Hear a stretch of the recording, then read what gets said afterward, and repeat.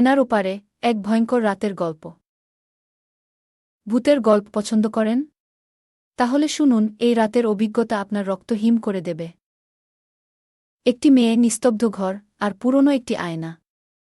বাতাসে উড়ছে পর্দা, যেন কোনো অশুভ সংকেত। মেয়েটি চুল আঁচড়াচ্ছিল, কিন্তু আয়নার প্রতিবিম্বের হাসি, সে তো তার নিজের হাসি নয়। হাত কাঁপছে, ভয় বাড়ছে। আয়নার ভেতরের সেই অন্য মেয়েটি ফিসফিস করে বলল, আয়নায় কে থাকে জানিস? এই প্রশ্ন যেন মৃত্যুর পূর্বাভাস। চিৎকার করার আগেই আয়না থেকে বেরিয়ে আসা দুটি হাত চেপে ধরল তার মুখ। অন্ধকার গ্রাস করল সবকিছু। আয়নার ওপারে কি আছে কেউ জানে না, জানতেও চায় না। এই গল্প যদি আপনার মনে ভয় জাগিয়ে থাকে, তাহলে এখনই আমাদের চ্যানেলটি সাবস্ক্রাইব করুন এবং বন্ধুদের সাথে শেয়ার করুন। আরও ভয়ঙ্কর ভূতের গল্পের জন্য চোখ রাখুন।